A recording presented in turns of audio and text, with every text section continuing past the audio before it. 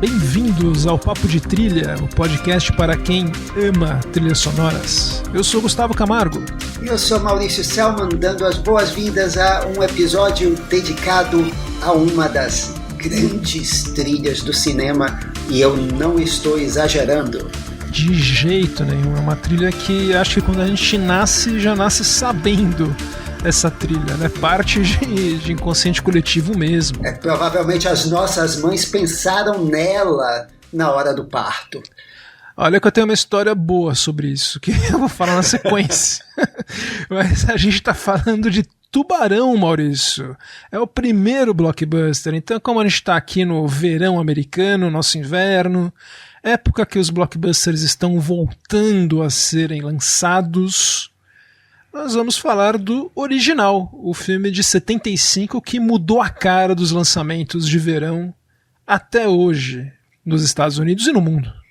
Pois é, para você que estava dormindo debaixo de uma pedra nos últimos 40 anos, Tubarão, baseado no livro de Peter Benchley, no original Jaws, né, Mandíbulas, em que três homens em um barco vão enfrentar basicamente um grande tubarão que está aterrorizando a costa de uma cidadezinha dos Estados Unidos durante o verão. Exato, a cidadezinha de Emmett. E, Maurício, acho que a gente vai falar aqui, rapidamente, que Tubarão foi um pesadelo para o Spielberg, né? Ele foi uma das filmagens mais difíceis da vida dele até hoje. Ele chegou no projeto através dos produtores David Brown e Richard Zanuck, que compraram os direitos desse livro do Peter Benchley antes mesmo do livro ser lançado. O diretor original não estava se dando bem com a dupla de produtores, era o Dick Richards. Eles ficavam muito irritados que o diretor ficava chamando o tubarão de baleia. Isso irritava eles. E eles falaram, bom, vamos, não tá dando certo. Daí o Spielberg estava rodando o filme A Louca Escapada.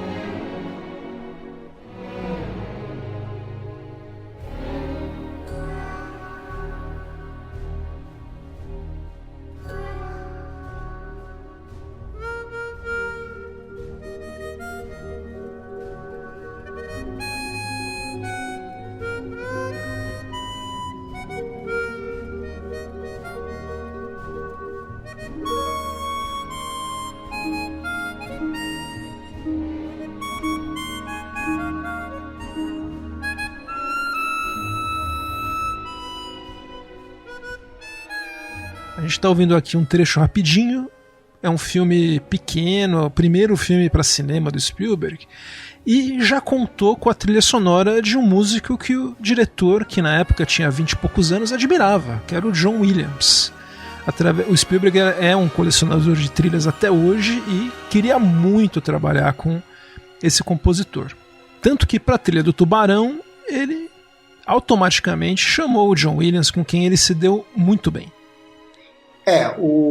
A parceria com John Williams nasceu de uma admiração pelo John Williams. O Spielberg, para quem assistiu os filmes do Spielberg, especialmente a primeira e a segunda década de filmes dele, sabe que o Spielberg ama o cinema clássico americano. E o Spielberg também ama as trilhas do cinema clássico americano. Quando eu falo cinema clássico, é naquelas grandes orquestras, trilhas com temas e motivos para praticamente o filme inteiro. E na década de 70, estávamos falando da nova onda de Hollywood e não havia muitos, ou praticamente não havia nenhum compositor fazendo trilhas assim. Nenhum, com exceção de John Williams. de quem o Spielberg tinha ouvido pelo menos 2 trilhas nesse estilo neoclássico, em que ele pega elementos das trilhas de antigamente, Max Steiner, Tion King, Eric Korngold, e adapta aos novos tempos, com novos instrumentos e uma nova pegada, às vezes até crítica. O Williams, antes do Spielberg, teve também uma parceria de pelo menos 4 filmes com o diretor Mark Rydell. E 2 dessas trilhas, The Rivers e The Cowboys, que foi um dos últimos faroestes do John Wayne, elas vinham com essa pegada de uma trilha mais clássica. Então vamos aproveitar e ouvir uma dessas trilhas que inspirou o Spielberg a chamar o John Williams. É a trilha dos Cowboys, do Mark Rydell, que é ótima.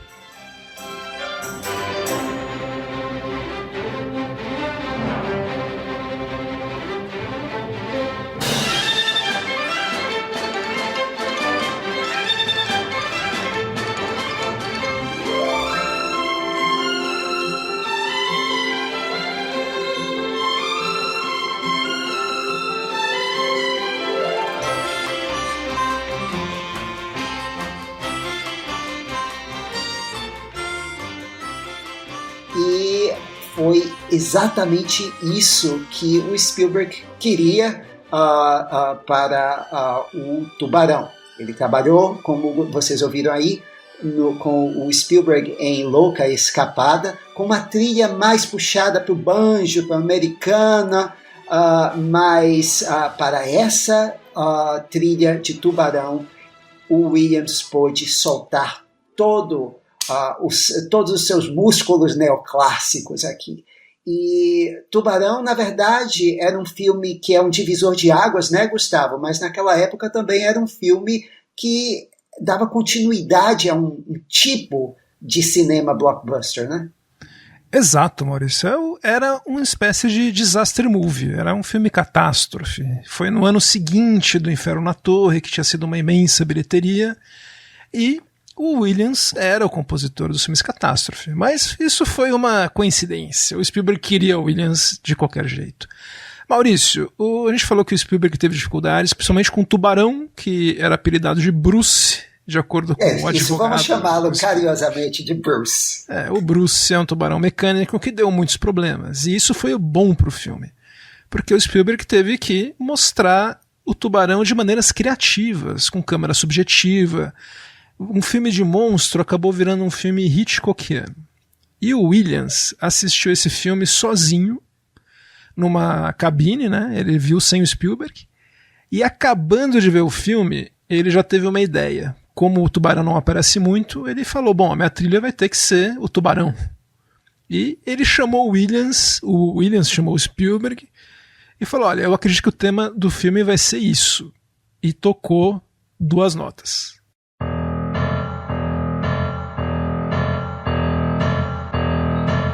Olha só, e esse talvez não fosse o tema do Tubarão se o Spielberg tivesse o desejo dele realizado. O Spielberg queria algo que o John Williams já tinha feito, na veia de uma coisa mais, digamos, estilo filme de suspense, terror clássico. Ele queria o que o John Williams fez para a abertura de Imagens de Robert Altman, que você ouve agora.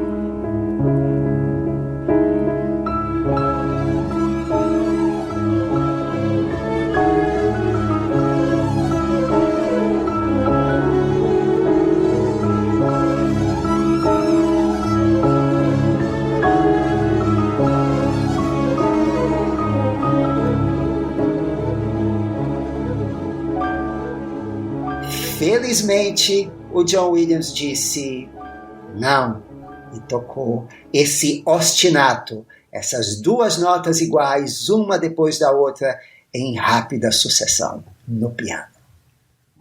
Que, na verdade, a gente vai começar a falar da trilha já, mas todo mundo conhece. Nós vamos falar que ela simboliza o tema do ataque do tubarão. É como se fosse a pressão sanguínea ou os batimentos cardíacos de uma máquina sem cérebro, uma máquina feita para matar e imparável. Então é um tan tan tan tan tan tan tan, é genial. Ele vai acelerando, desacelerando.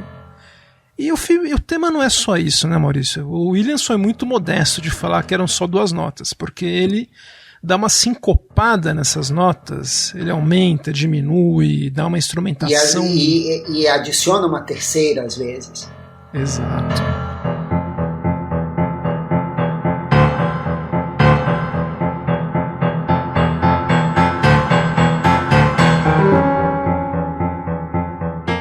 A gente vai tocar agora, mas eu vou pedir para vocês prestarem atenção. Assim que aparece o título do filme, em cima do tema do ataque, tem 3 notas tocadas por uma tuba, que é algo que fica geralmente no fundo da orquestra. O Williams quis deixar essa tuba, que é um instrumento meio grosseiro, que pode ser usado para humor, mas também para algo mais monstruoso, como aqui. Esse, na verdade, é o tema do Tubarão, a presença física dele. O tan-tan-tan é o ataque. Mas eu estou me adiantando. A gente começa o filme já com imagens, né, do ponto de vista do tubarão nadando embaixo d'água enquanto aparecem os créditos.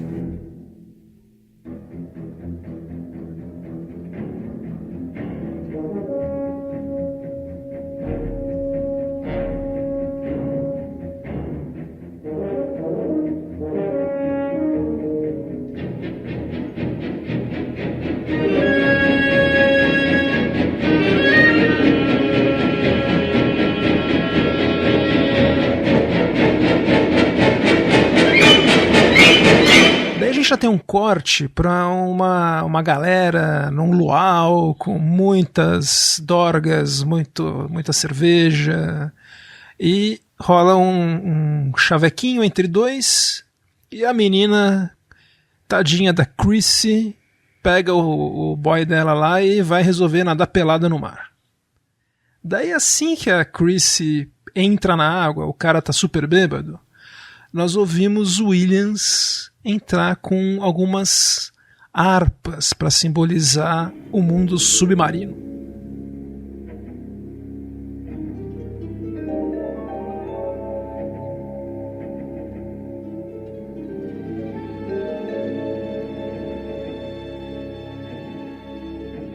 Essas harpas, Maurício, é algo que o Williams pegou emprestado da trilha que o Bernard Herrmann, que era mentor e amigo do John Williams, fez para o filme de 1957, Rochedos da Morte. A gente está ouvindo aqui agora o tema do Herrmann.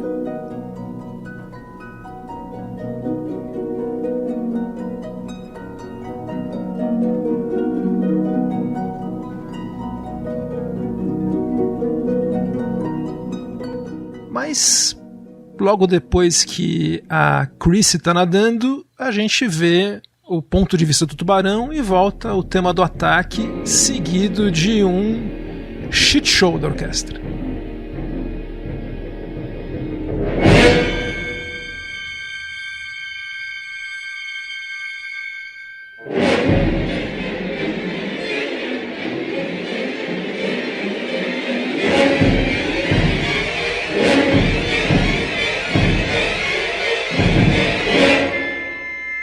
O que você ouve aqui, isso hoje é tão comum, a gente fala tanto no Mickey Mousing, ou seja, a orquestra traduzindo a ação na tela em sons, mas na época em que o filme foi feito, isso estava completamente fora de moda. Foi o Williams que reintroduziu isso, e o Williams reintroduziu isso aqui. Ao contrário dos outros disaster movies mesmo, esse é um filme que não tem canção original. Ele é todo uma trilha sonora original instrumental do Williams. E ele aqui nessa cena você já vê, você já ouve e vê, né? Na verdade você não vê, você ouve pela orquestra, pelos violinos, por exemplo, sendo arranhados o tubarão mordendo a Chrissy, porque nós não vemos isso, nós nunca vemos o tubarão mordendo a Chrissy, e é a orquestra que faz esse som. Para mim, Gustavo, essa é a minha faixa favorita de todo o filme, por uma razão histórica. Para mim, essa é a faixa mais influente do filme em relação às décadas seguintes. Essa faixa, você vai encontrar a influência dela em quase tudo que é filme de horror. Inclusive, no Sexta-feira 13, tá tudo nessa faixa.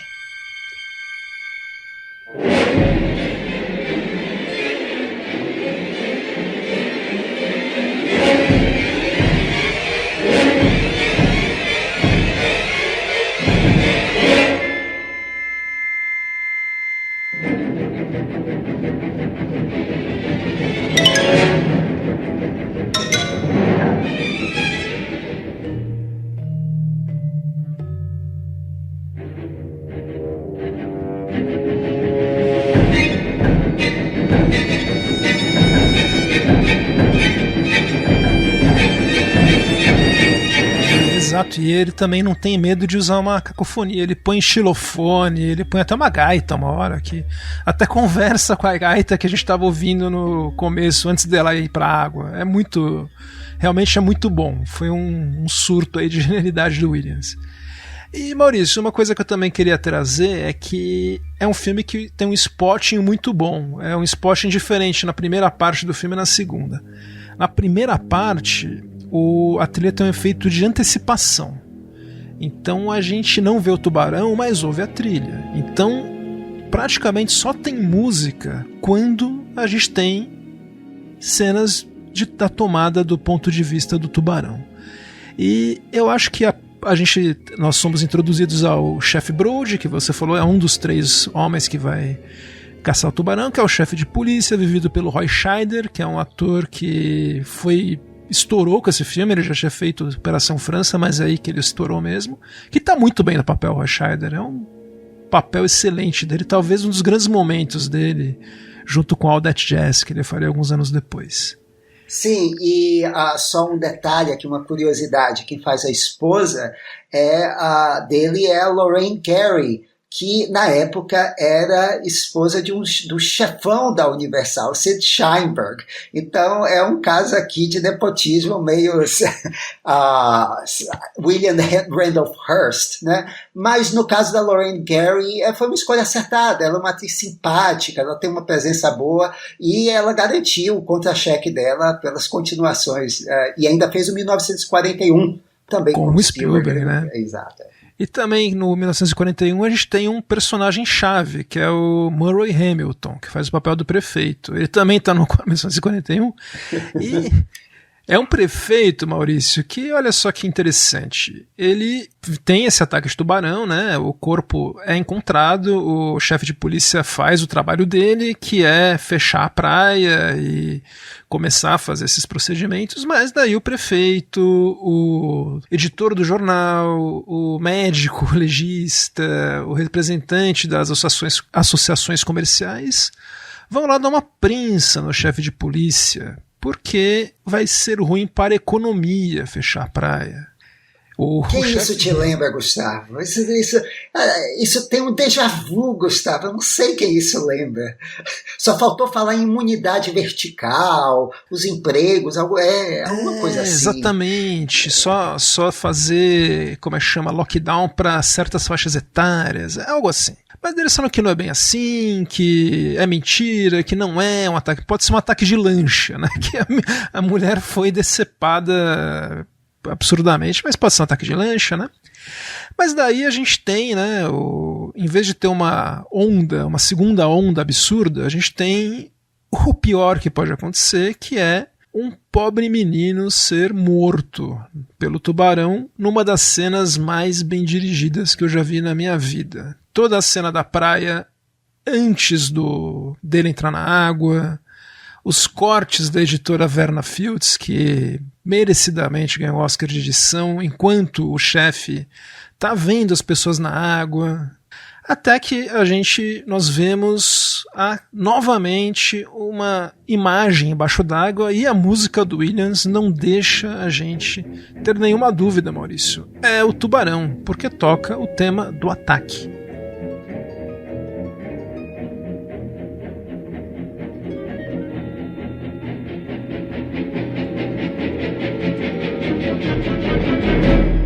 E então a gente tem, acho que talvez o uso mais famoso do tema do tubarão, mas nós temos outra citação explícita do Bernard Herrmann.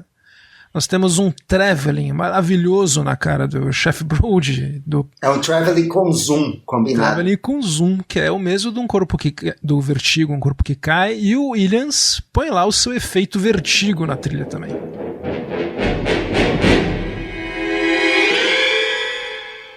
Fica maravilhoso.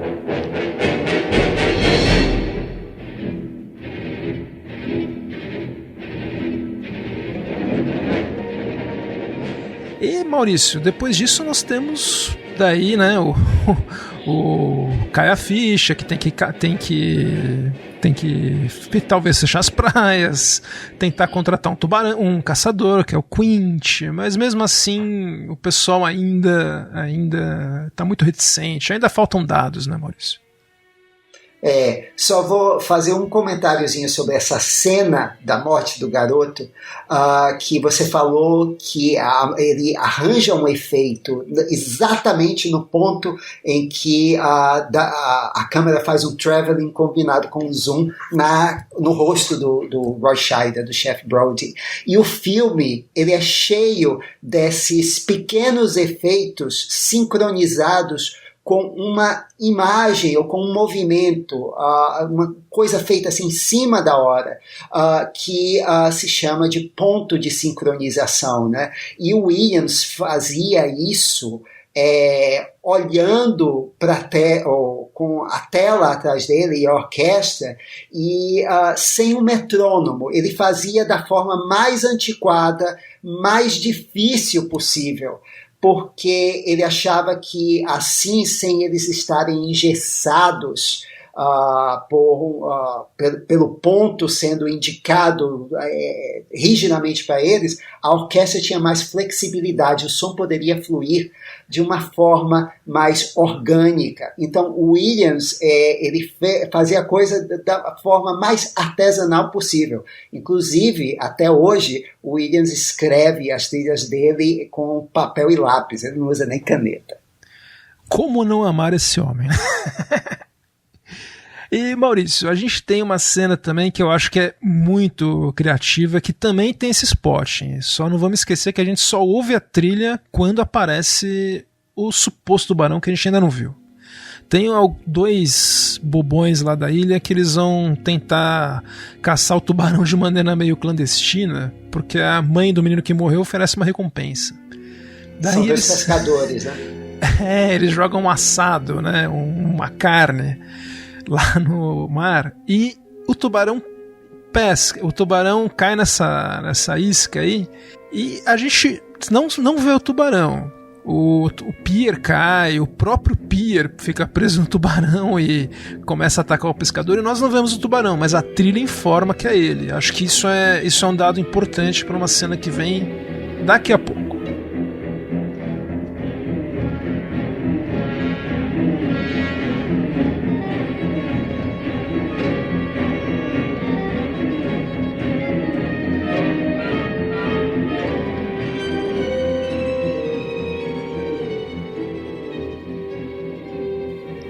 Não só isso, Gustavo, ela não só informa que o tubarão está vindo, mas ela informa a direção e a posição do tubarão. A trilha tem uma função espacial. Se você prestar atenção na ação e prestar atenção na trilha ao mesmo tempo, quando as variações do tema elas são tocadas com a orquestra toda de uma forma mais sofisticada, com violoncelo, contrabaixo, etc., quando o tubarão está subindo para a superfície, porque a orquestra toda é identificada com o mundo da superfície. Quando o tubarão está se movendo na horizontal, lá debaixo d'água, então você tem menos instrumentos. Você tem a tuba, você tem os sons mais graves, e simplesmente o Williams vai indicar se o tubarão está vindo, está longe ou está perto, nesse caso, pela velocidade da orquestra, pelo tempo. Então ele indica se o tubarão está subindo e se o tubarão está indo rápido ou devagar pela trilha. Você nunca vê o tubarão.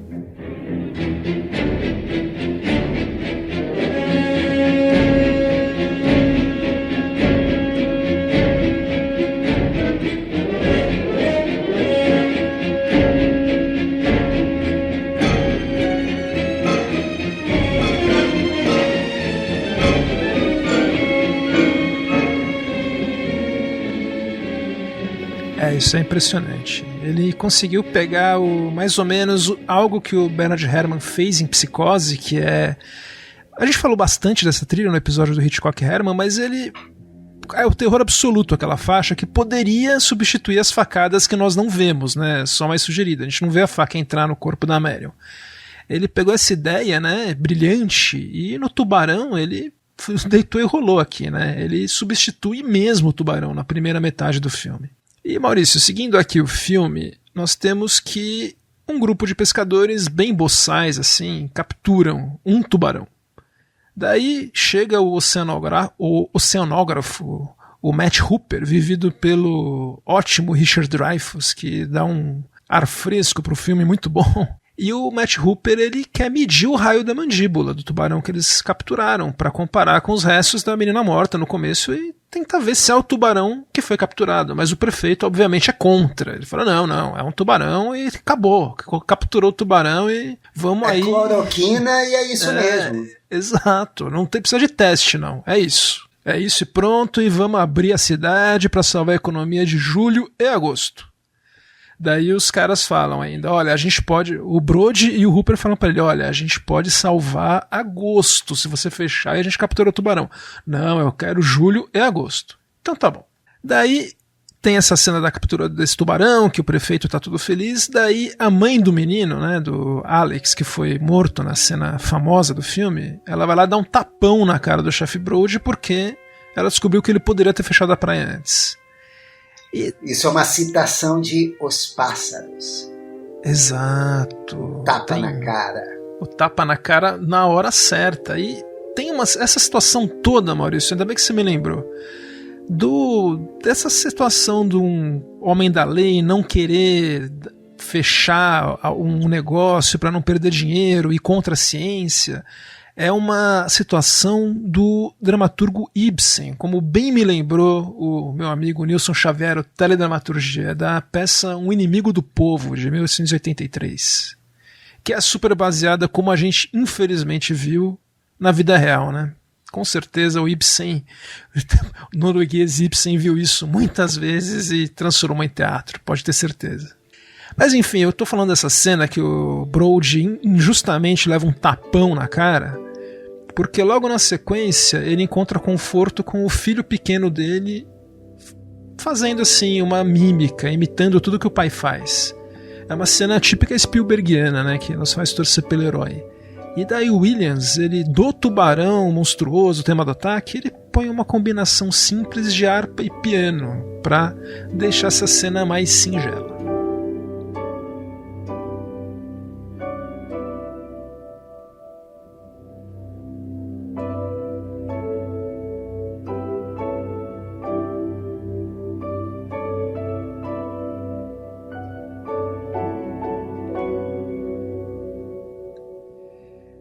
Bom, a gente tem então aqui uma outra cena muito boa, em que o Hooper vai, junto com o chefe Brody, tentar achar evidências que o tubarão branco que eles acham que tá solta não foi capturado.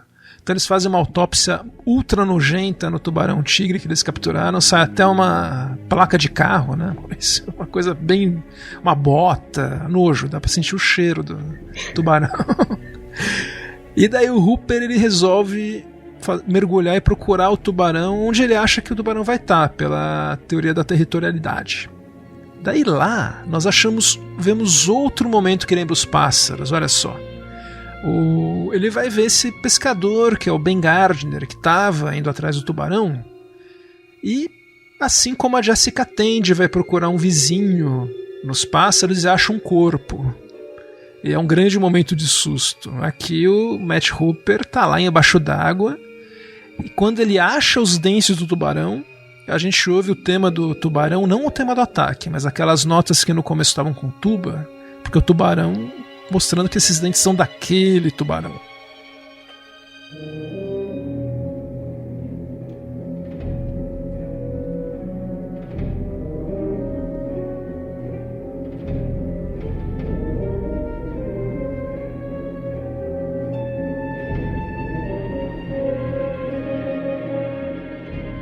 E esse dente aí não parece as xícaras que a Jessica Tandy acha quebradas nos pássaros, Maurício? Uma verdade, pista, é verdade. E logo depois vem o sustão, né? O primeiro grande susto do filme é quando aparece a cara do Ben Gardner, maior susto de trem fantasma do Play Center, né? Mas que na época me rendeu alguns pesadelos, Maurício. Eu vi esse filme criança e essa cena me aterrorizou.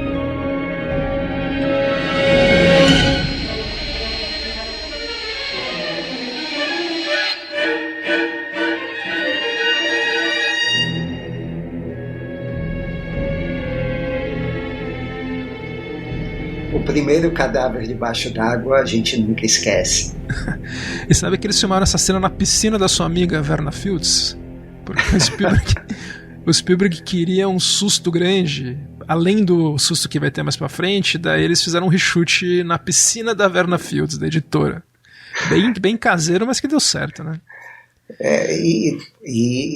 Detalhe que o filme foi, o Spielberg, ele para obter mais realismo, ele insistiu que fosse tudo filmado em alto mar. Então isso aí foi exceção à regra. Ou ele não brinca, ou é 880, ou é alto mar ou piscina da Verna Fields. Não tem, não tem que assim de estúdio ele não trabalha. Bom, o prefeito não acha suficiente isso porque o Hooper não guardou o dente. Ele fala, mas cadê o dente? Né? Eu quero o dente para provar. E abre a praia assim mesmo. Daí, Maurício, temos uma cena com uma montagem musical dos turistas chegando para o 4 de julho.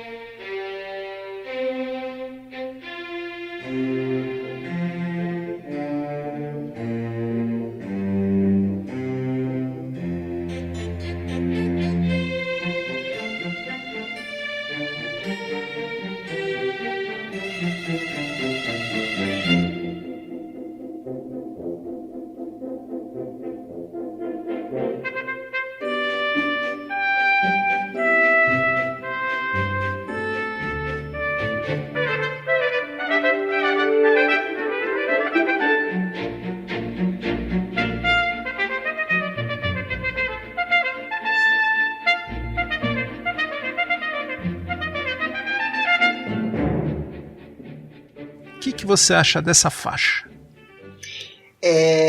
Essa é a faixa em que em outros filmes seria uma cena de respiro no suspense em que você colocaria uma canção. Poderia colocar uma canção famosa ou uma canção feita especialmente para o filme que poderia vender discos e ganhar Oscar. Esse é o momento. Mas não. O Williams faz uma música alegre, estilo barroco, como se estivéssemos na década no século XVII, XVIII, ali XIX. E engraçado é que ele dá o título, a faixa na trilha sonora Turistas, menu, né? Turistas no menu. E ele faz essa música alegre e tem um pequeno detalhe. Ele faz um comentário irônico, porque o tema do tubarão, aquelas notas, elas são tocadas num contraponto ali a certa altura da faixa. E o Williams fazendo um comentário de humor negro à cena.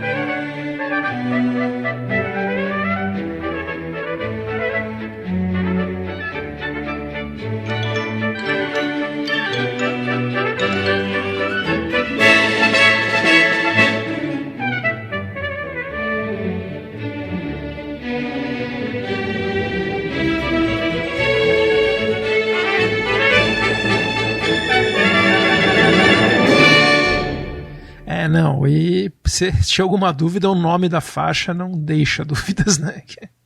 E realmente, esses turistas desavisados estão lá indo pro abate, né? Porque estão entrando na água, só que é engraçado que tá todo mundo com medo de entrar na água. Fica lá todo mundo sentado, mas com medo de entrar.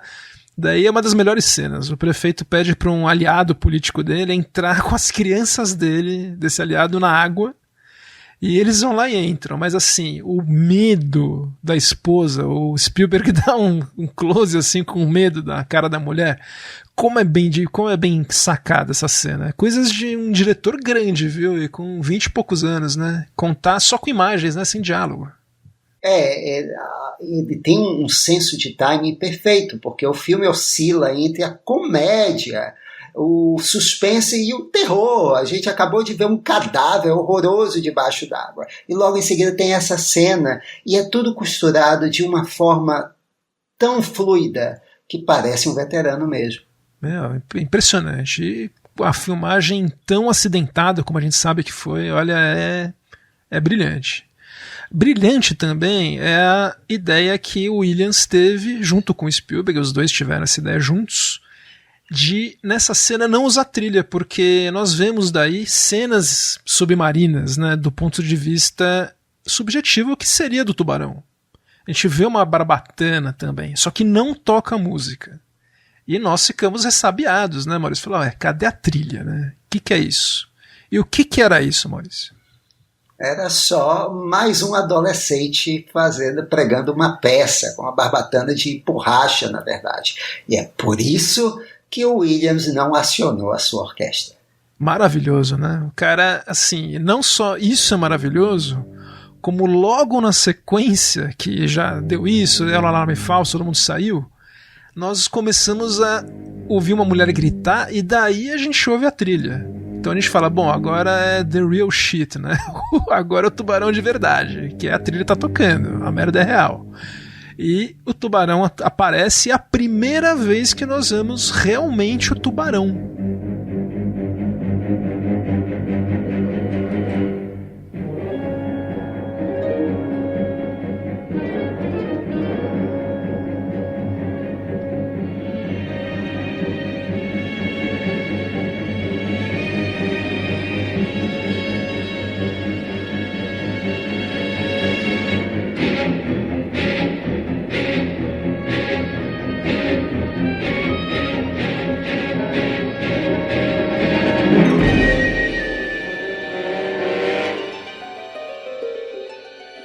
Ele aparece lá, a boca dele, a gente vê uma perna indo pro fundo.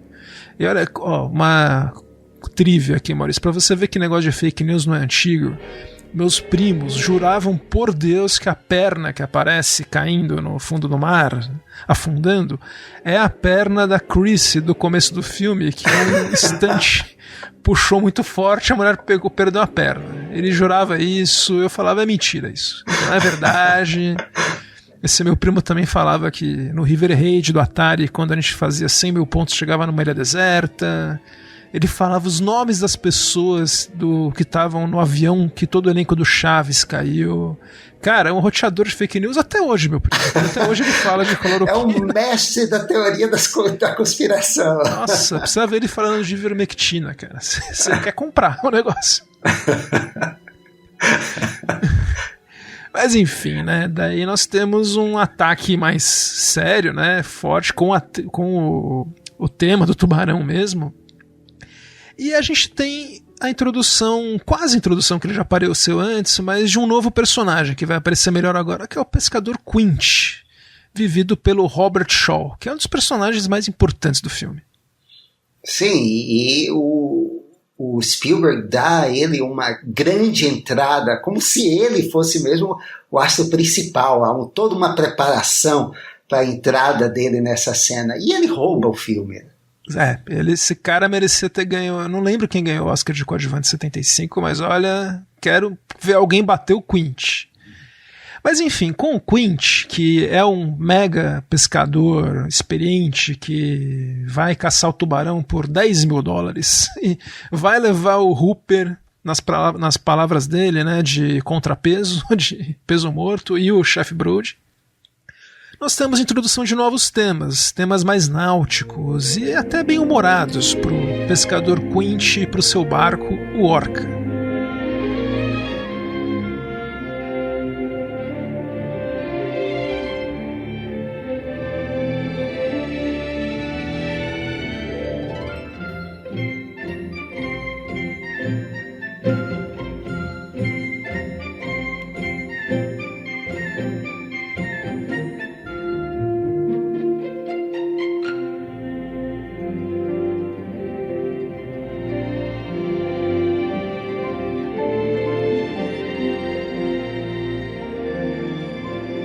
Entrada assim, marca uma nova parte da trilha do filme. Agora a trilha vai ser menos preparatória para suspense e mais uma trilha de aventura, né, Maurício? E inclusive foi esse detalhe do filme, foi essa parte do filme que atraiu o Williams para o projeto. Ele virou para o Spielberg e disse: isso é um filme de pirata, a gente precisa ter um filme de pirata. É um filme em alto mar, com aventura, com homens intrépidos, desafiando aí o desconhecido. A gente precisa de um filme de uma trilha de aventura, de um som de aventura. E aí essa é provavelmente a faixa preferida do próprio Williams. Ah, mas eu não tenho dúvida. Eu acho que é a faixa preferida da maioria das pessoas que são fãs da trilha. É a faixa Man Against Beast, o Homem contra a Fera. E começa com aquele susto monstro que é o Roy Scheider vendo o tubarão pela primeira vez quando ele está jogando as iscas, né? E para quem não tinha dúvida, o tema não vai ser mais de antecipação, porque o Williams não dá nenhuma pista que o tubarão está perto. A trilha começa a tocar junto com o tubarão, então não tem mais regras. Isso é muito bacana também, como spot, né? A música como instrumento narrativo e criação do suspense. A gente tem daí novamente o tema do ataque que vai chegando, e a tuba vai fazendo seu solo com o tema do tubarão em si quando a gente o vê. Porém, olha, esse tema do tubarão, quando a gente vê pela primeira vez o tamanho dele em comparação ao barco, tem uma música que é uma espécie de música de maravilhamento pro tubarão, com harpas no fundo, que é o meu momento preferido de trilha no filme, Maurício.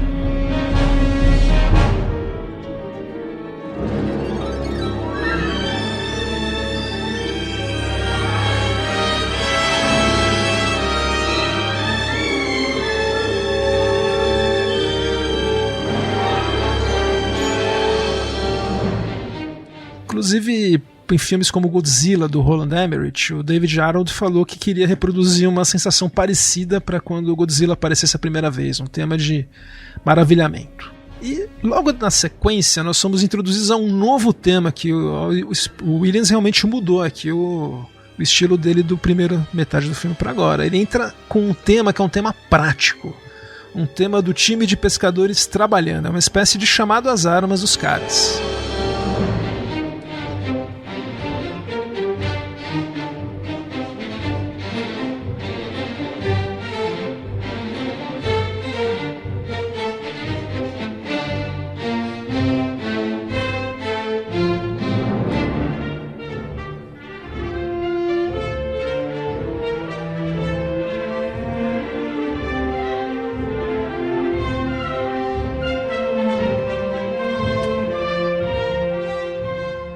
É um dos temas mais legais do filme, né, Maurício? É esse o tema que eu estava falando, que o Williams achava o melhor dele para a trilha. Ele achava que esse era o melhor tema que ele fez para o filme. Olha, eu concordo, viu? É muito bom. Ele também faz uma espécie de quase swashbuckling, né, de filmes de piratas. Olha, você que é professor de inglês, o que significa swashbuckling? Que eu leio tanto e não sei traduzir. É algo extravagante? Não, é o movimento da espada, é o manejar da espada. Entendi, isso que é o swashbuckling. E essa parte tem um pouco disso, né, da trilha de swashbuckling.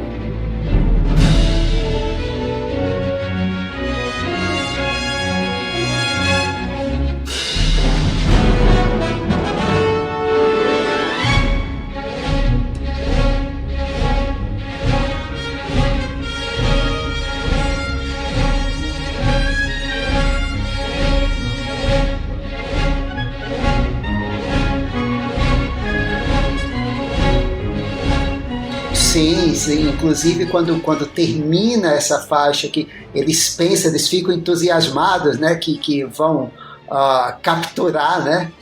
E no final você vê que a música está entusiasmada, mas quando ele se decepciona, quer dizer, ele afunda, tubarão escapa, afunda. Exato. A música também parece que ela afunda. Ele faz esse efeito, a música desacelera, assim. É quase um pium, pium, pium, pium, pium ali no final. Muito bom.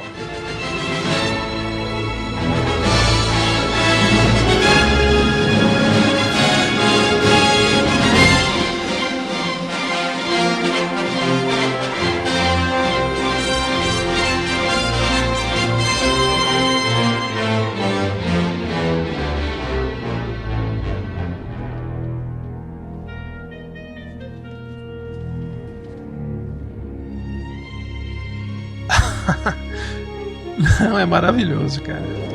Ó, a gente tem também um uso de funcional de trilha para um dos grandes momentos do filme, que é o discurso do Quint. Quando eles estão ficando amigos, né, à noite, começam a comparar tatuagens, tal, que é uma cena legal. E o Quint dá um discurso muito famoso dos fãs do filme, que é a experiência que ele teve no USS Indianapolis. Que dava um filme, hein, esse discurso do Quint. E tanto que o Williams faz uma coisa um pouco diferente do resto da trilha aqui. Para o início de conversa, ele usa um trítono, que é um som que você coloca, tem duas notas distantes uma da outra. Quando você toca essas notas em sequência, dá um som assim meio sombrio, que o pessoal de música tradicionalmente chama esse tipo de som de o diabo na música, o diávolo em música, e que é também a base do motivo da arca perdida, a arca dos caçadores da arca perdida, exato. Arca da Aliança, era esse o nome que eu estava tentando lembrar. Então esse também é um truque que ele usa para a Arca da Aliança, e isso é uma tradição de compositores de trilhas clássicas, de usar o trítono para indicar uma coisa sombria, uma coisa agourenta, e ele usa aqui no Indianapolis. Mas também aqui ele tem uma parte, né, que ele fala do tubarão. O olho do tubarão fica vivo quando morre. E que nesse momento, o que é que toca? A gente tem o tararã. O segundo tema do tubarão.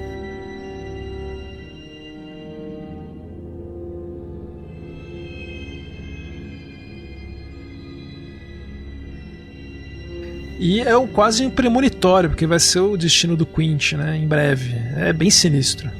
Uma outra coisa interessante sobre essa trilha, a gente falou de várias outras trilhas do Williams, por exemplo, a do ET, que o Gustavo comentou, né, que o tema só toca todo lá pelo meio. Essa é uma coisa típica de trilha clássica que o Williams gosta muito de fazer, é uma coisa que o Williams adora fazer, e que aqui ele não faz com o tema do tubarão, a gente já ouviu todo no princípio, mas o tema do barco Orca, a gente só vai ouvindo partes dele durante o filme, e a gente só vai ouvi-lo todo no final. Eu vou explicar por quê.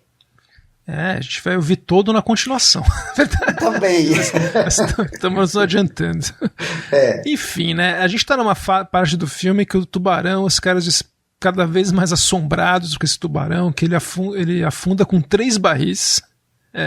Quase afunda com 3 barris, né? O barco começa a afundar e o Hooper faz o impensável. Ele entra na jaula, aquela jaulinha lá que acho que não segura nem um peixe-boi, meu. E os caras desceu lá contra aquele bicho gigante. Uma jaula multilaser.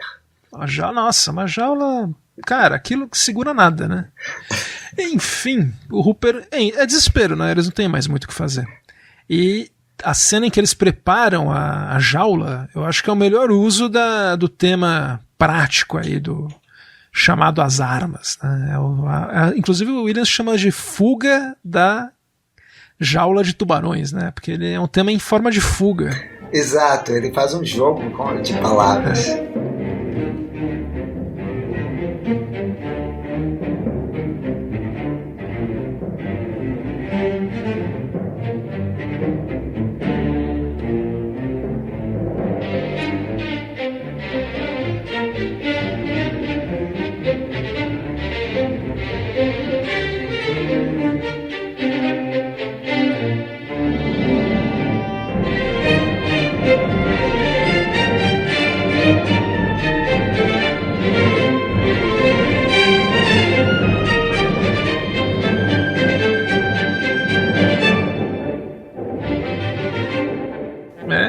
Isso é muito legal, né? O Williams, ele nesse filme, que é um filme de monstro, entre aspas, né?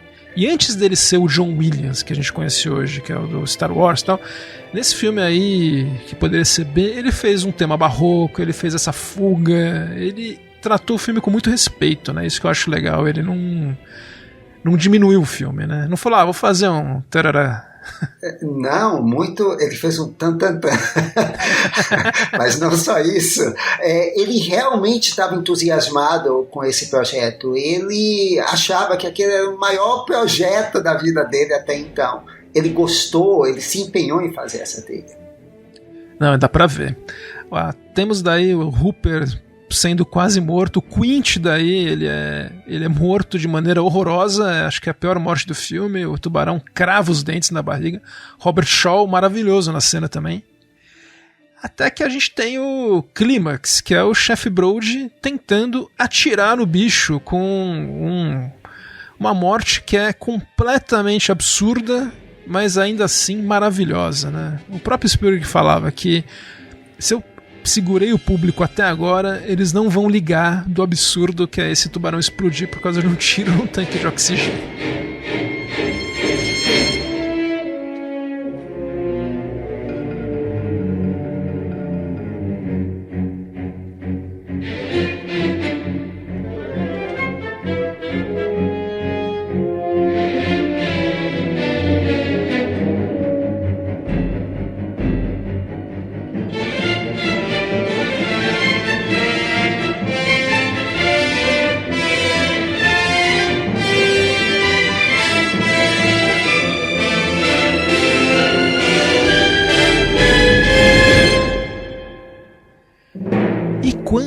Depois que o tubarão explode, a gente tem uma imagem muito bonita, coisa de Spielberg mesmo, né? Desse diretor diferente aí, que é a gente vê os restos mortais do tubarão afundando e tocando harpas novamente, uma sensação até de beleza.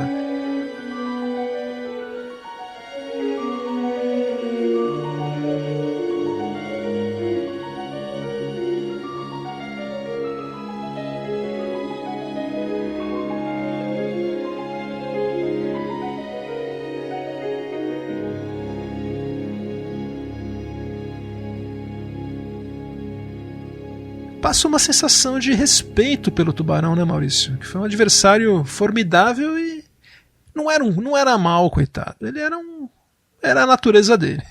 É primitivo. E foi por isso que o Williams fez o tema, esse tema atonal de 2 notas, porque ele explicava, olha, isso aqui é uma força da natureza. Esse tubarão é uma força da natureza sem cérebro.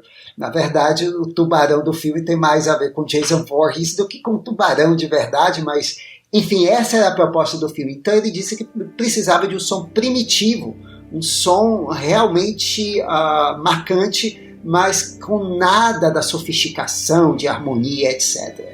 E é por isso que o tema do tubarão é tão perfeito. E é o simples, Gustavo, que como o Williams disse em entrevistas, que ele não sabe com os outros compositores, mas para mim o simples chega com muita dificuldade. Eu tenho que trabalhar muito para encontrar essas soluções simples. Ele fala isso mesmo, que ele pena até chegar a isso, e dá pra ver pelo trabalho e pelo resultado, né? Você falou do tema do Orca, né, Maurício? E nos créditos finais nós temos uma bela rendição do tema do Orca. E ele só toca todo agora porque eles cumpriram a missão deles e o tubarão foi destruído, com o Orca junto, mas enfim, meros detalhes.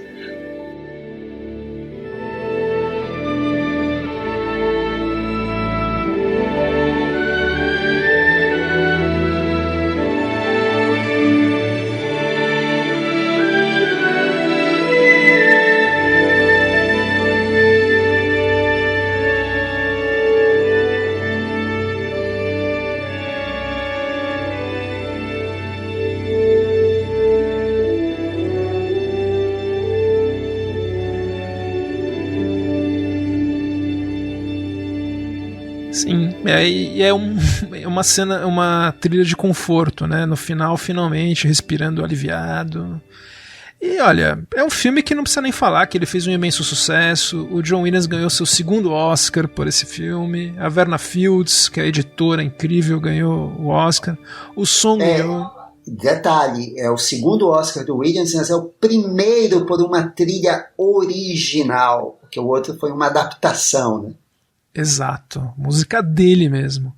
E assim, foi um sucesso imenso. Olha, o inigualável Lalo Schifrin, em 76, ele lançou um álbum chamado Black Widow, que não era uma trilha, era um álbum do Lalo Schifrin, e que ele fez o seu arranjo pro tema do Tubarão.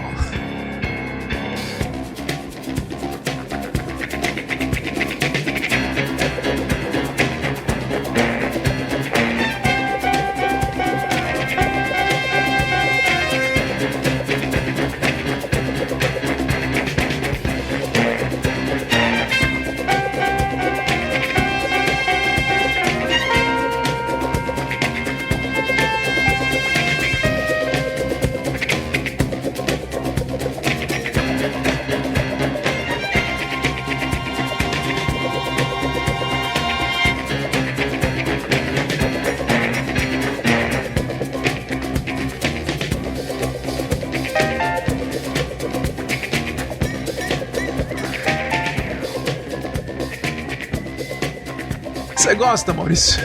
O Gustavo tá me vendo pulando na cadeira aqui de alegria. Eu adoro esse tema. É um tema discoteca, anos 70, datado. É maravilhoso. Coisas que só o Lalo Schifrin faz pela gente. Quando a gente fizer um episódio dos Dirty Harrys, aí eu vou falar do Lalo Schifrin, que eu adoro. Com certeza.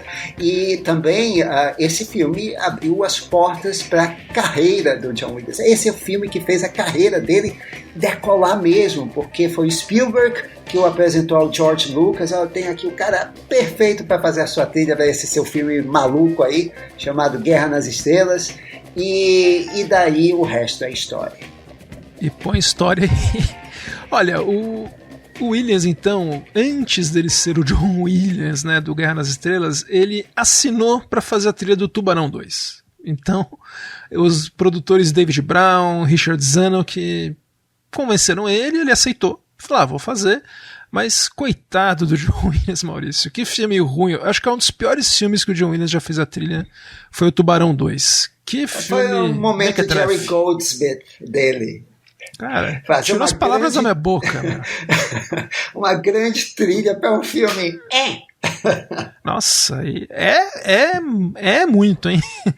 Olha, a gente tem... Mas assim, o Williams, ele caprichou, mesmo pro Tubarão 2, que é um filme muito ruim, ele caprichou. Então a gente tem, logo no começo, essa faixa linda que novamente usa as harpas. É como se fosse um balé para os mergulhadores.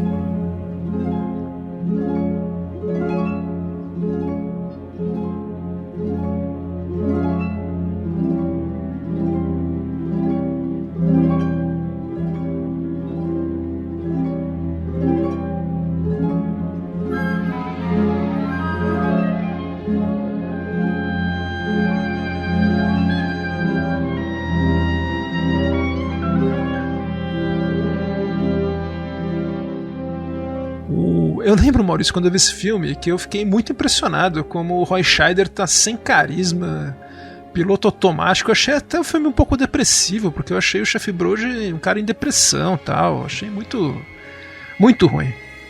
O Williams surpreende que ele usa muito pouco o tema do ataque do tubarão, porque o tubarão aparece mais nesse filme. Olha só, o cara falou, não vou ficar fazendo, não preciso substituir o tubarão aqui, né? Coisas de John Williams. Ele fez uma outra faixa para os banhistas, ele não repetiu a mesma montagem do Barroca, mas ele fez uma outra faixa, também irônica, que chama O Menu.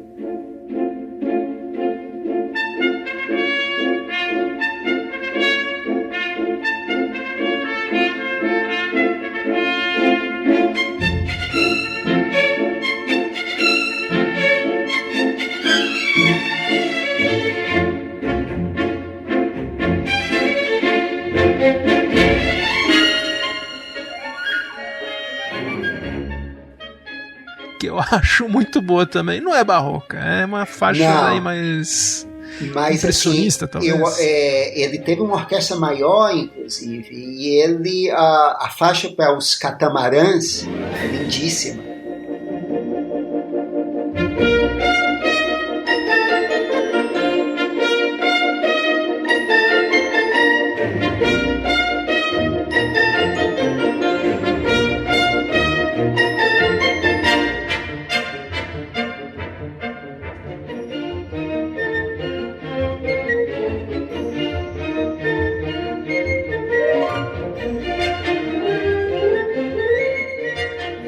Não, excelente. Inclusive a faixa final que ele fez, assim como pro primeiro filme, né? Eu acho que é mais bonita que a faixa final do Tubarão. É belíssima.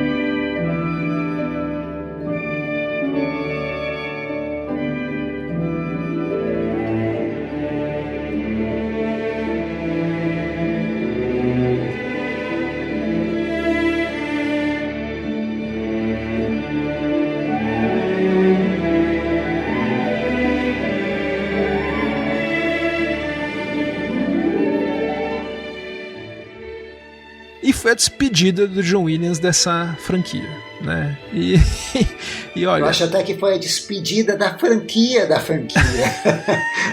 É porque o Tubarão 2 é ruim, viu? Mas olha... Mas o 3 é um trabalho para o pessoal dos 3 é demais. Olha, juro por Deus, cara, assim, tem a cena que o tubarão estoura o vidro, cara, eu queria... Você sabe que cena é, Maurício? Eu sei. Cara, como é que o estúdio lança aquilo, meu? É do mesmo estúdio que lançou Cats, né? Então dá pra dizer que eles têm precedente. Mas olha, o curioso do Tubarão 3 é que tem uma trilha boa.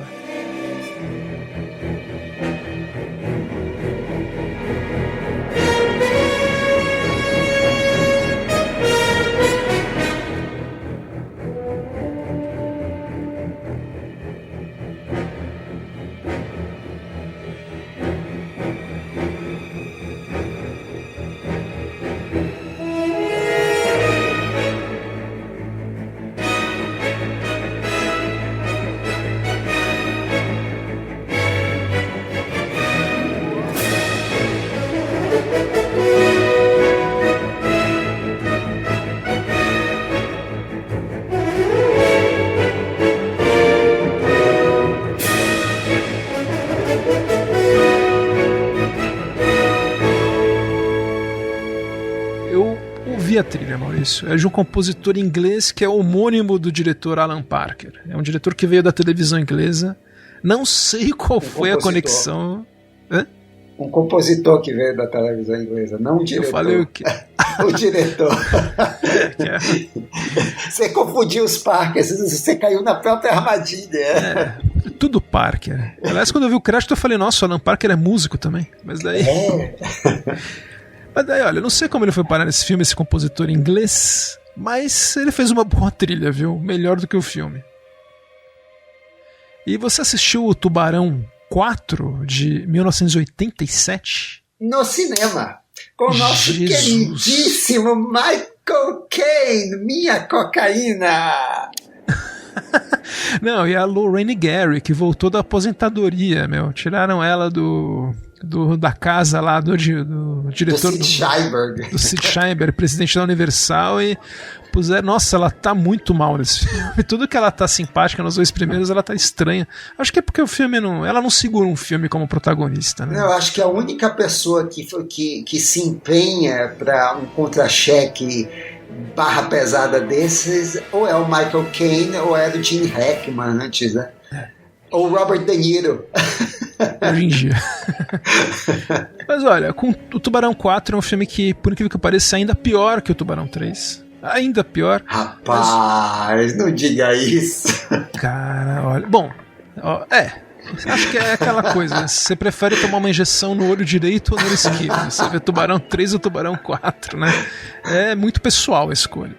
Mas a trilha, quem diria, é do compositor do minimalismo dos anos 70, da paranoia dos anos 70, o Michael Small. Fez uma trilha do Tubarão.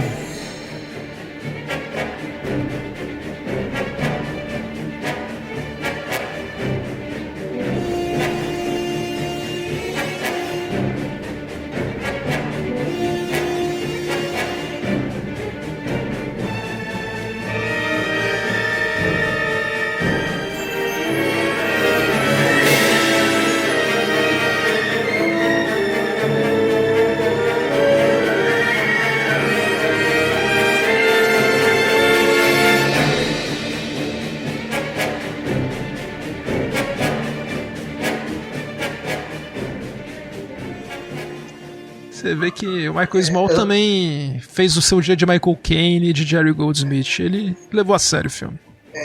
E para você ver, é uma série, é uma franquia que só tem praticamente um filme bom, mas todas as trilhas são dignas de nota. Sim, são 4 trilhas boas, viu? A gente tá esperando ainda um filme bom dessa franquia fora o Tubarão 1, né? Não, eu não estou esperando, não, pelo amor de Deus, não dei ideia. A gente já teve Sharknado, já teve Mega Tubarão. Lucy, exato. Então, a gente já teve Nós vimos juntos Deep Blue Sea no cinema, Maurício, não sei se você lembra. Qual o Deep Blue Sea? Do Rennie Harlin. Sim, com a grande cena do Samuel Jackson sendo comido. Não, e tem uma trilha do Trevor Rabin, que tem uma faixa boa final, essa trilha. É legal. Aquela faixa final é legal.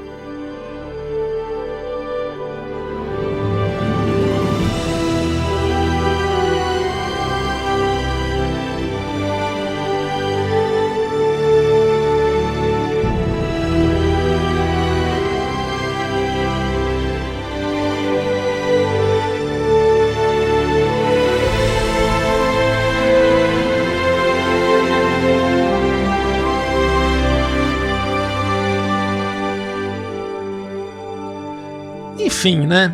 Tubarões rendem boas trilhas e esse foi o nosso pitaco na saga Tubarão. Falamos de uma saga hoje. E agora, emendando com falar em saga, Maurício, nós tivemos uma notícia triste no dia que a gente grava esse episódio, que é a morte de um diretor responsável por algumas sagas aí do cinema, o Richard Donner, que faleceu aos 91 anos, né? Richard Donner não era o que a gente pode considerar de um autor, mas era daquela categoria dos grandes artesãos. Era um diretor clássico, um técnico, um profissional que sabia contar uma história. Claro, quando tinha uma história muito boa nas mãos. E ele também era bom de compositor. Ele escolhia os compositores bem pra caramba. Mesmo no filme que o Carlos Quintão no Twitter ele disse que o Lady Hawk, Feitiço de Áquila, é a exceção que comprova essa regra minha de que ele só fazia projetos com bons compositores e boa música. Mas se a música do Feitiço de Áquila do Andrew Powell é um prazer culpado, então me inclua nisso, porque eu adoro essa trilha datada, anos 80, cheia das guitarras, do som eletrônico. Eu acho que ela caiu bem no filme.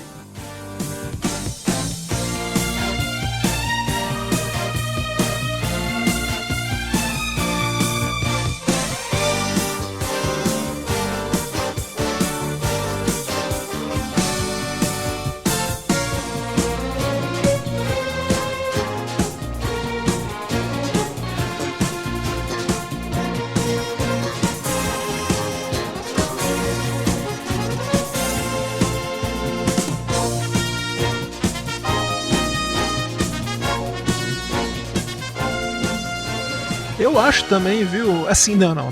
Eu gosto de ouvir, mas não gosto de ver no filme. Eu acho que no filme ela não caiu bem, isso eu acho. É uma coisa meio o amor e o poder da Rosanna. Então, assim. Eu acho que ele tentou fazer uma coisa diferente, aí o Donner, mas ele podia ter chamado o Jerry Goldsmith e falado, faz uma trilha eletrônica. Daí acho que ia dar bom. Ou o George Moroder, né? Mas acho que ia ser. Não sei. Se ele queria uma coisa. Não, é uma trilha típica dos anos 80, aquela coisa que o pessoal queria fazer moderno e saiu modernoso. Eu acho que ele devia chamar um compositor tipo Maurice Jarre ou Jerry Goldsmith que sabia fazer trilhas clássicas e sabia trabalhar com sintetizador. E estava trabalhando com sintetizador naquela época, inclusive. Exato.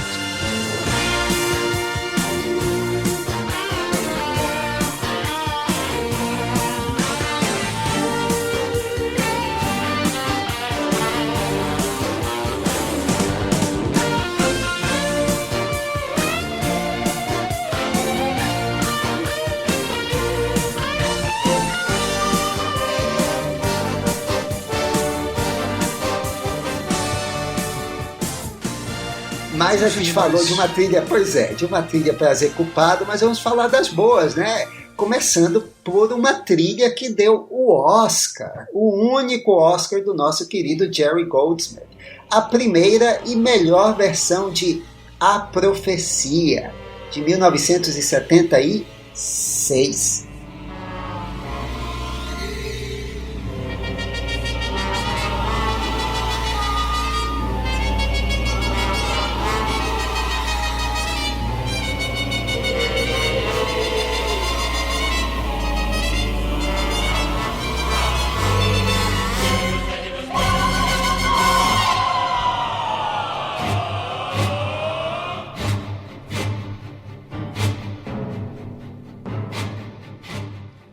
Estamos ouvindo aqui uma das trilhas sonoras preferidas do Maurício que eu sei. O tema da família, principalmente. Lindo, lindo, lindo. É uma trilha que tem dois extremos. Tem esse tema maravilhoso e tem a canção indicada ao Oscar, Ave Satani. Quem quiser ver no YouTube, tem lá a Ave Satani sendo performada no Oscar. Imagina hoje. No filme, é numa cena clássica da morte do Padre Brennan, que ela toca com a orquestra enlouquecida, o coral também é maravilhoso.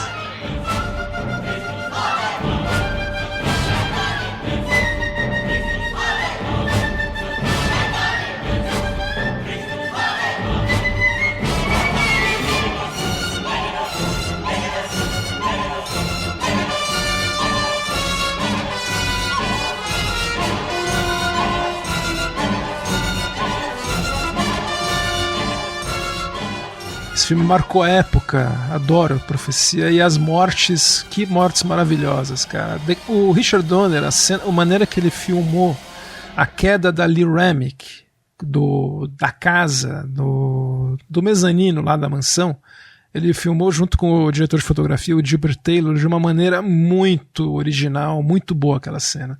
Esse filme é muito bem dirigido. E é mais uma citação para Hitchcock. Uma citação do Psicose ali, né? O cara que entra esse cara. Da queda do Martin Balsam, exato. Mas não, o filme é muito bem feito. Aí você vê como o cara era bom artesão. E ele provou isso no filme seguinte, no mega super produção, que a gente já falou desse filme aqui quando a gente teve o episódio do Williams e do Goldsmith.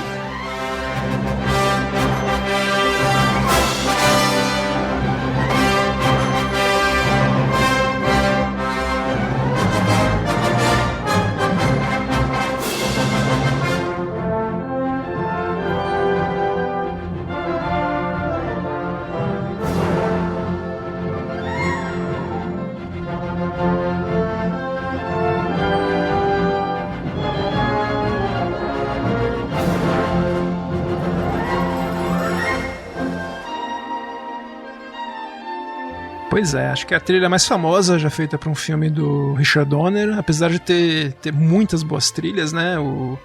Foi a única vez que ele trabalhou com John Williams e rendeu aí uma trilha clássica. Mas o Maurício falou, né? Ele escolhe os compositores, ele faz casting dos compositores, né? Então, vendo aqui a filmografia dele, eu vi que em 1980 ele fez um filme chamado Inside Moves, que é um drama. E para fazer esse drama, ele chamou ninguém menos que o John Barry para fazer a trilha.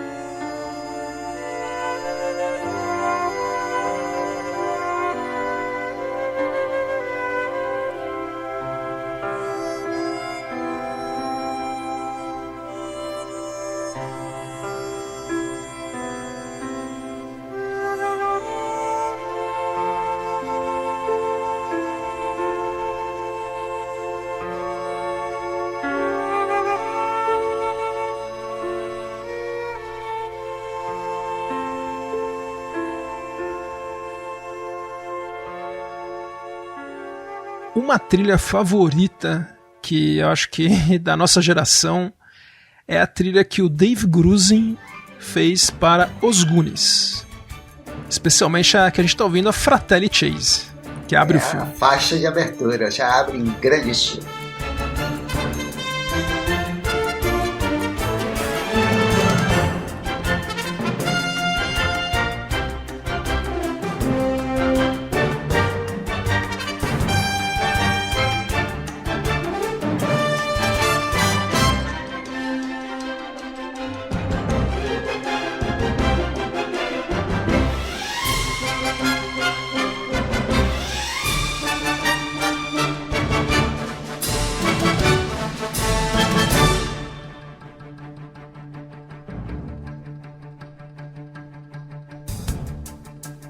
Em 87, ele contratou o Michael Kamen, que por sua vez pediu ajuda para o Eric Clapton e para o David Sanborn para fazer a trilha do Máquina Mortífera, que foi um imenso sucesso de bilheteria, né, Maurício?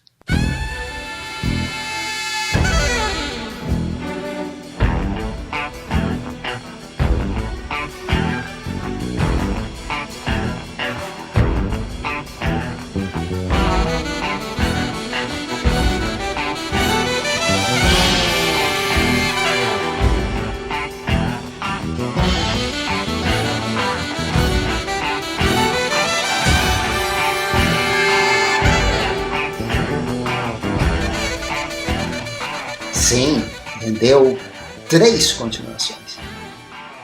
Todas com trilha do Michael Kamen, que, por conta disso, foi o compositor que mais trabalhou com o Richard Donner. Talvez por isso ele tenha parado no X-Men, produzido pelo Richard Donner, né, quando o Bryan Singer não pôde contratar o John Ottman, que estava ocupado com outro projeto. Mas em 1988 ele também trabalhou como compositor em início de carreira no cinema, mas o nosso querido, para mim, pelo menos na época, eu tenho que assistir o filme de novo, mas eu gostei muito e achei que era uma adaptação muito boa do conto de Natal do Charles Dickens, que é Os Fantasmas Contra-Atacam, com Bill Murray e trilha do Danny Elfman.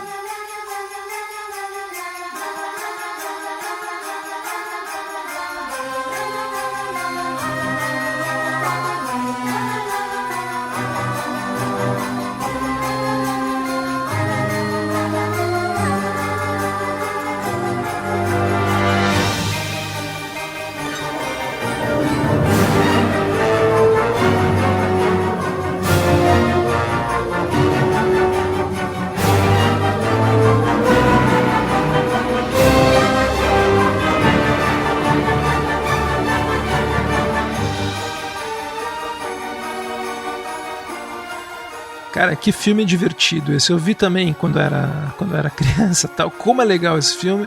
E ele fez um casting do Danny Elfman, né? O cara escolheu por conta do trabalho dele nos Fantasmas Se Divertem, provavelmente, né? Que é do mesmo ano, mas lançado um pouco antes. Trabalho excelente. Ele escolheu o Hans Zimmer, olha só, para fazer uma trilha de um filme com 2 crianças, o Elijah Wood e o Joseph Mazzello, na época, que é o Radio Flyer. E o Hans Zimmer fez uma trilha boa, viu? Uma das melhores trilhas do Hans Zimmer.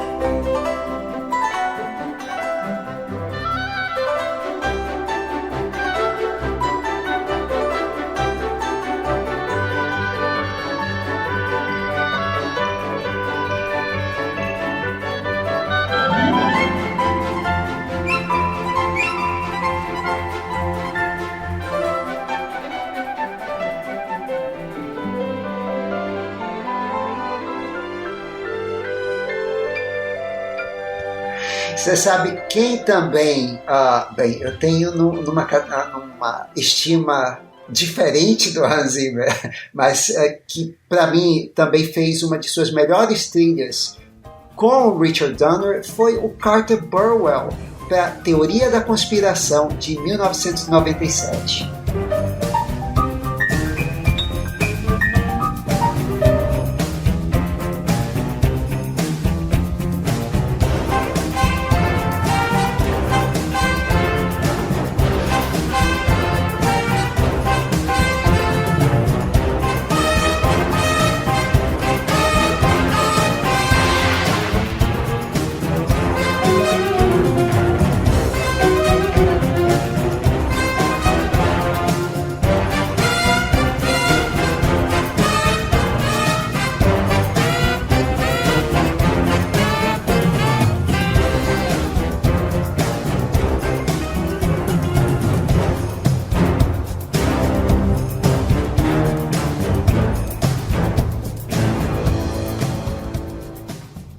Maravilhosa essa trilha. Eu acho que foi uma surpresa quando o Carter Burwell lançou essa trilha. Eu lembro, falando, nossa, o cara é muito bom mesmo, né? Muito versátil. É uma trilha que lembra mais Marvin Hamlish do que Carter Burwell. Ele é associado aos filmes dos Coen e isso é algo completamente diferente. Eu vi você escrevendo sobre Marvin Hamlish, mas sempre me lembrou... Não tinha pensado, mas lembra assim, mas também me lembrou Henry Mancini. Sim. Ou seja, é uma trilha clássica de suspense romântico, década de 60, 70, né? Ele captou melhor o clima do filme nesse caso do que o próprio Donner, que oscilou entre suspense, coisa mais violenta, mais pesada.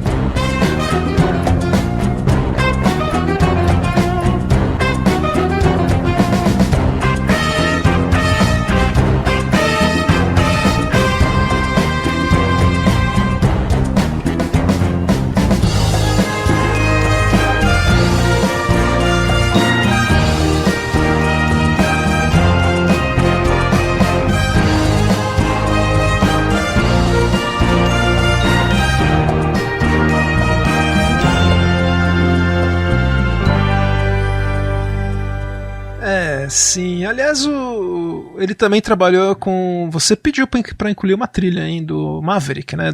Com o Randy Newman. Com o Randy Newman, que tem uma... O Randy Newman fez uma canção chamada Tartina de Merda. Come pretty lady and dance with me. That's why we'll always be friends.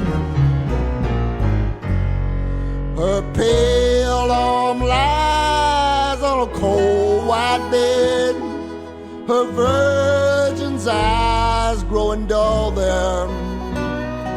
In the twilight she dies on a cold white bed, never knowing what true love can be. That old prairie moon is shining so... Tá lá a canção.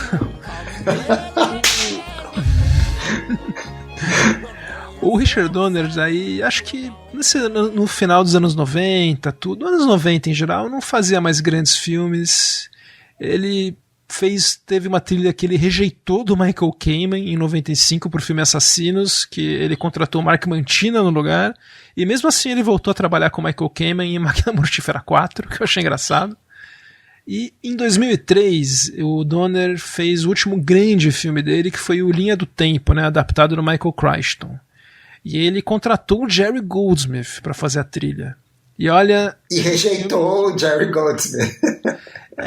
Eu li bastante sobre isso, né? O que aconteceu, né? O Jerry Goldsmith fez uma trilha excelente pro filme que está lançado.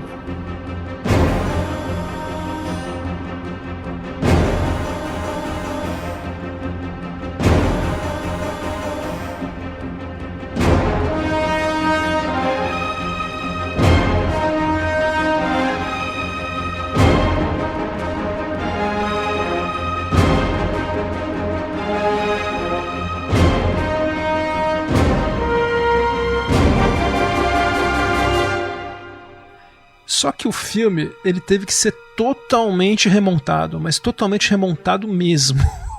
A trilha do Goldsmith não ia caber no filme. O Goldsmith ia ter que escrever tudo de novo. E o Jerry Goldsmith já estava muito doente, estava com câncer nessa época. Ele ia morrer no ano seguinte. E ele tinha um compromisso com o Joe Dante para fazer a trilha dos Looney Tunes. Então ele não pôde, e não quis também, porque ele ficou quase um ano fazendo essa trilha, Maurício. Porque entre refilmagens, então é uma trilha que não só acabou não podendo ser usada, como nos privou de várias trilhas do Jerry Goldsmith, que em um ano esse cara podia fazer 4 trilhas. Né? Então ele perdeu tempo com isso. Quer dizer, é ironia que tudo isso tenha acontecido num filme chamado Linha do Tempo.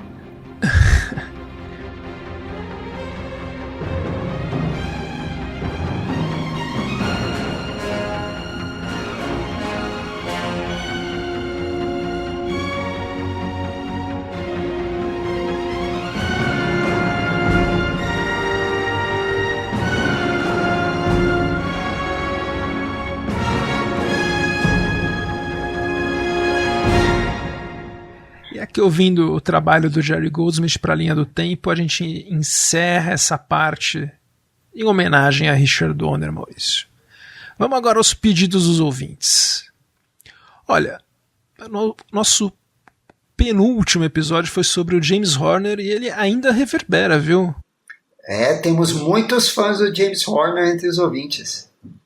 Pois é, uma trilha aí que a gente não tocou, mas que o Daniel de la Vega pediu para tocar, é a trilha por 48 horas. Olha aí, é o filme de 82, dirigido pelo Walter Hill, que é o embrião do Máquina Mortífera, né?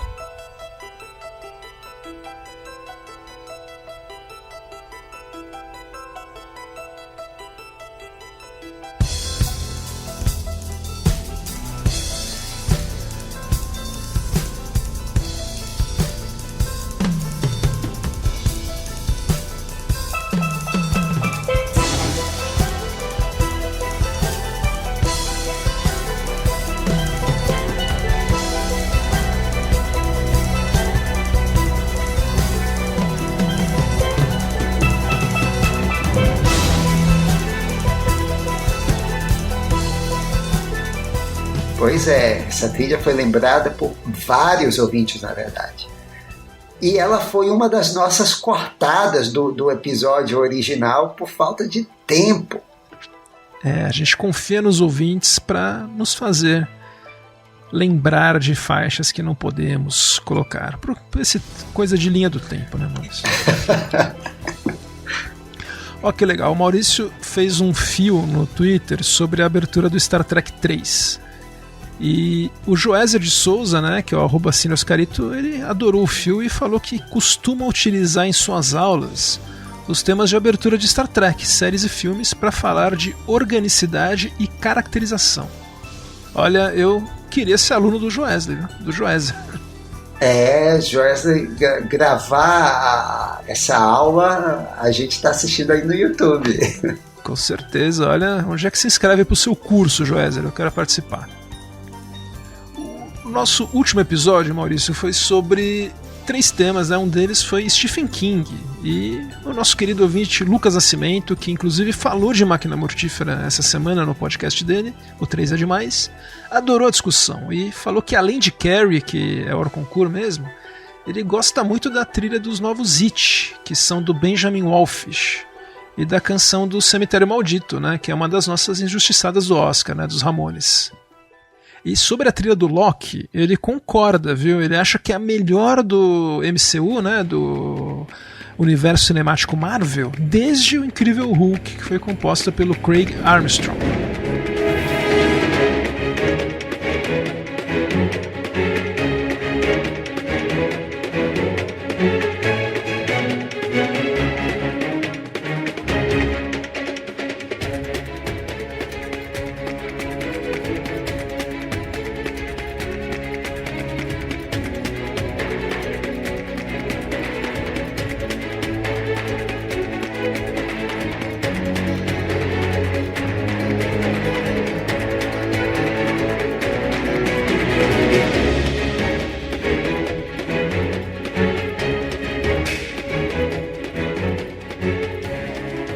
gosto também da trilha do Homem de Ferro 3 e a do Homem-Formiga. Dos dois Homem-Formiga. Eu acho que tem uma personalidade que falta às outras trilhas, inclusive as do Alan Silvestre. Eu não acho aquelas trilhas nada demais. Também não me empolgo muito com elas, viu, pra dizer a verdade. Tem algumas faixas que eu gosto, mas que acho que como um todo elas não têm muita personalidade mesmo. Não. A faixa que a gente tá tocando do Incrível Hulk é a Favela Escape, que é uma das cenas mais divertidas. Para nós brasileiros tem um sabor especial, né? Com aquele pessoal falando português com sotaque. O Edward Norton, né? O Bruce Banner treinando jiu-jitsu com os irmãos Gracie. É uma coisa bem, bem única, né? O Stan Lee tomando tubaína, né? E morrendo, né? Que loucura. E o Paulo Soares, ele falou sobre mudanças nas trilhas da academia para 2022. Olha, para mim isso foi uma trombeta do apocalipse, porque agora 30%, 30 a 35% de trilha original já pode ser classificada. É o inferno, Maurício. Não é o inferno, é a oportunidade para o nosso queridíssimo Gustavo Santaolalla angariar mais alguns Oscars. Meu Deus, eu acho que o Oscar de trilha já era difícil, mas agora, cara, que retrocesso. Eu tô feliz que os casos de Covid no Brasil estão melhorando, mas essa notícia caiu aqui em casa como uma bomba, Maurício. Eu odiei isso aí. Agora vão entupir tudo de canção, standard de grandes sucessos. Trilha de outros filmes. Exato. Nossa. Saudade não tem idade. O método de trilha Robert Zemeckis agora, então, bomba. Trilhas que seriam... Aliás, o Paulo deu essa sugestão, que é uma boa sugestão mesmo, para um episódio de trilhas que não seriam elegíveis e que agora são.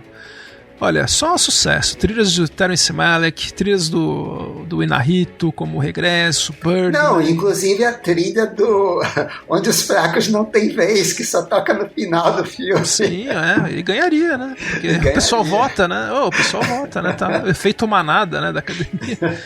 Então, enfim, né? Vamos ver quem vai. Qualquer pessoa pode ganhar o Oscar de trilha sonora do ano que vem. Até eu. Se eu fizer uma trilha aí num filme que der certo aí, que eu dê sorte, talvez eu entre. Vamos ver. Quem viver, verá. É isso, né, Maurício? Semana que vem, na verdade, daqui a 2 semanas, nós teremos um novo episódio, eu diria que olímpico. Preparem os seus anéis. É isso. Então, até a próxima. Eu sou Gustavo Camargo. Tchau.